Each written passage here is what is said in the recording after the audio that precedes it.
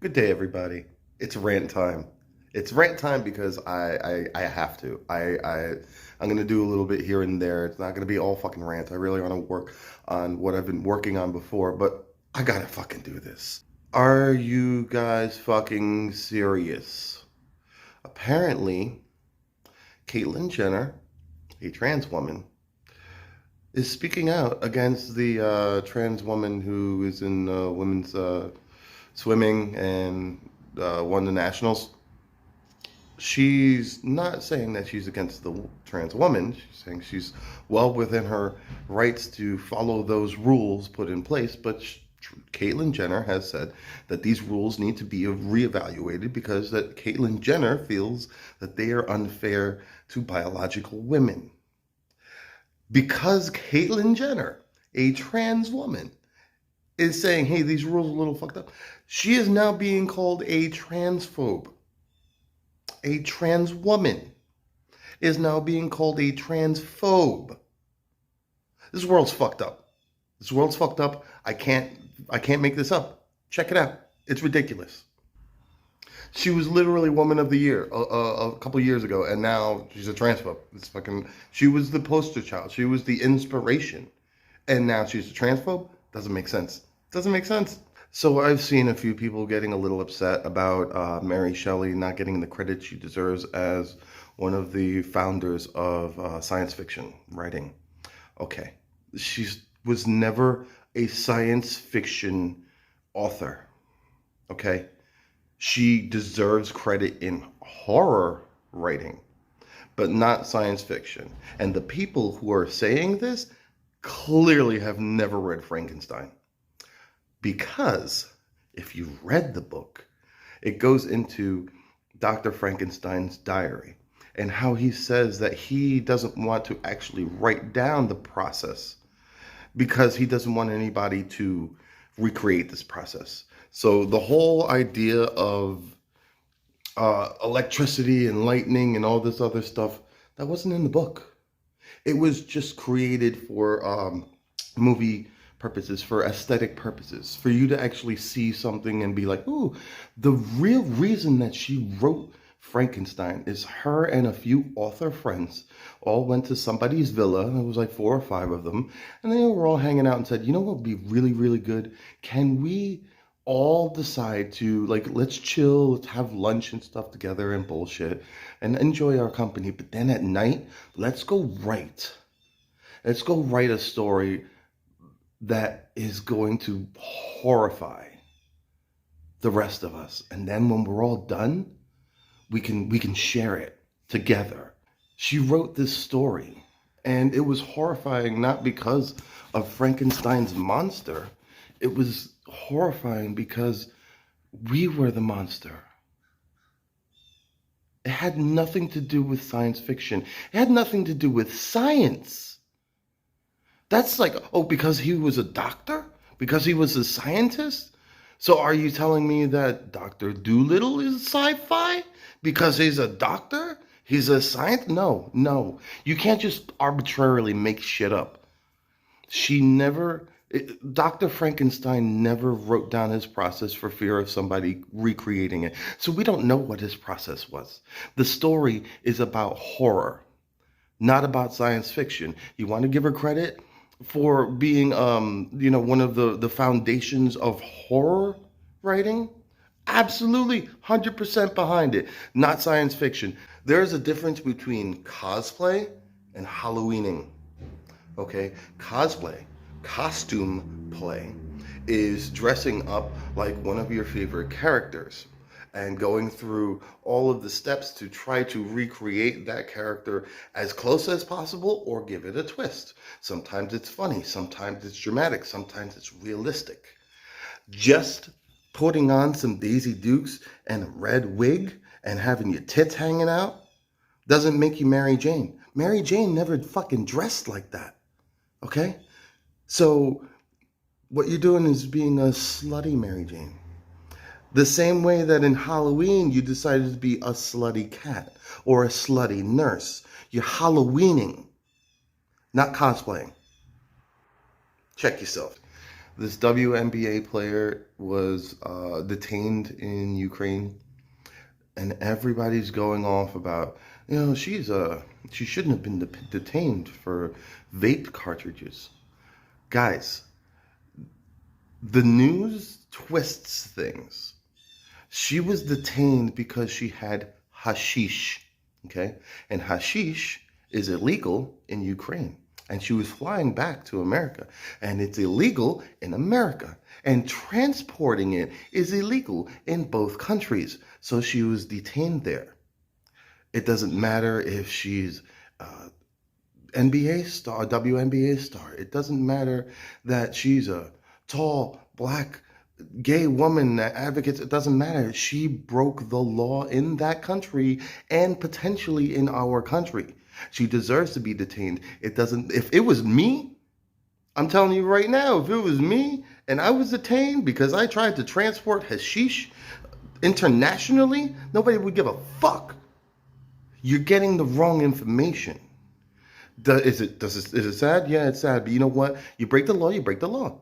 It doesn't matter if this, and then they say, if this was Tom Brady, I'll tell you right the fuck now. If Tom Brady was caught with cocaine in his fucking luggage trying to transport it internationally, he'd be a meme. Just do your research on things, because everybody's like, I can't believe it. Why can't you believe it? If it was me, you'd say, yeah, fuck that guy. He shouldn't have brought it. If you really, you telling me you can't get hashish in the United States? You have to transport that? Don't they get drug tested? Think about these things.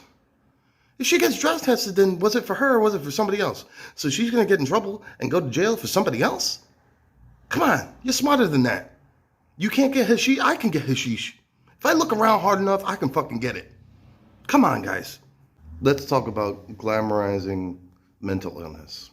I've seen people that have, for example, multiple personalities that document their lives with their wife or their loved one or whatever, and their purpose is not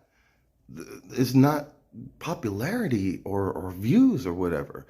Their purpose is to try to show what they go through, so that if you happen to know someone with multiple personalities, or their, for example, just generally, if you happen to know someone with their specific mental illness, at least you can gain a little bit of insight into how to deal with those things, and how their brain works and how it's different than yours, so that you can have a better relationship and better interaction with them. Or, for example, I say with Victoria, I say, I do the same thing. It's slightly different.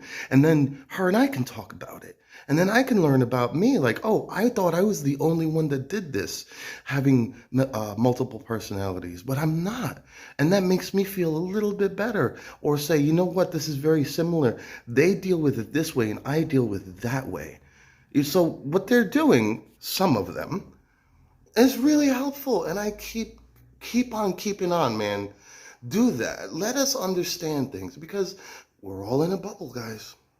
Bipolar people explaining what their life is and going on a video going, I was having a really good day and all of a sudden I'm completely depressed and nothing triggered it. It just blah, blah, blah. And now we can understand a little bit better about what they're going through and how it could be nothing that triggers that decline. And those are good things.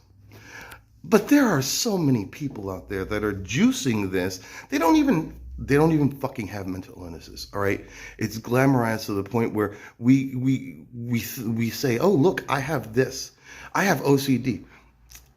Obsessive compulsive disorder is not that you like doing certain things, you like certain things organized. You may have tendencies, okay, of those things, but you do not have that.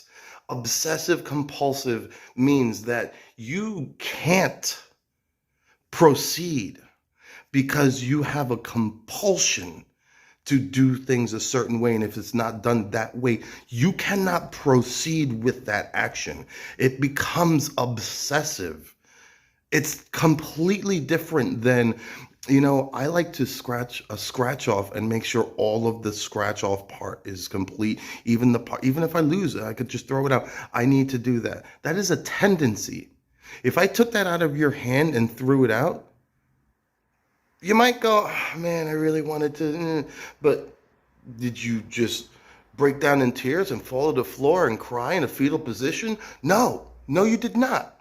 I saw this one girl. She had to be like 22-ish. She says, "Oh, I have over 300 personalities." What? I was 22 when I figured out what the fuck was really going on. And even then, I didn't really fully know who was this and who was that and who was in charge and who was in this one. And I didn't even give them names. I gave them personality trait names. So I have a depressant. I have a child. I have a woman. I have a wolf that is very, very primal. But you're telling me, and I'm 41 now, and I'm still learning about myself. But you're telling me that you're 22 and somehow you've had 10 years experience to categorize and document 300? And then it turns out one of them is deaf. And so she's expressing herself through sign language. When did you learn sign language? Why did you learn sign language? Because one of them is deaf? Let me just explain real quick that there are some physical traits that can be altered or impaired when you have multiple personalities. This is scientifically documented. All right.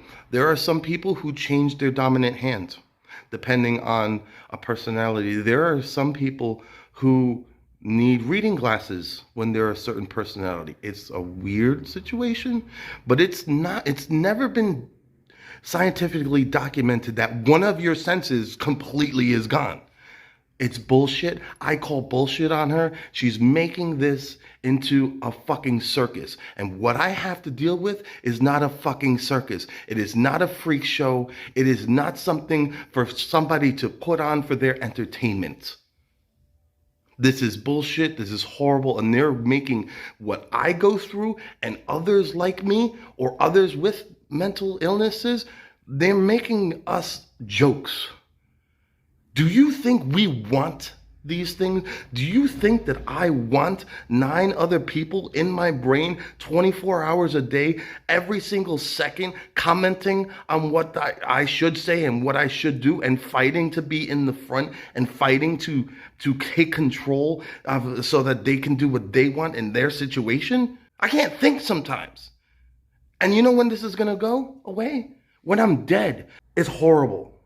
I don't want this. I never wanted this. People with bipolar syndrome never wanted this. The people with clinical depression never wanted this.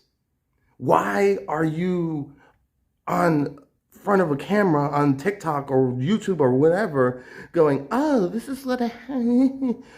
So you don't have mental illness and you act like you want it? You're an idiot, because the people who have what you say that you have, I would give my whole fucking right arm to not be this way. It's bullshit. It's horrible. You're making a fucking mockery of things. And those people who give them views and likes and all this shit, you have no clue what it's really about. Be around somebody like me. Be next to somebody like me 24 hours a day. It's not good. I'm lucky I have a good relationship with somebody now that understands and wants to know and wants to learn. But if I were somebody else meeting me, I would say, you know what? Too much. I need to... No. This is not likes and views. This is fucking real life.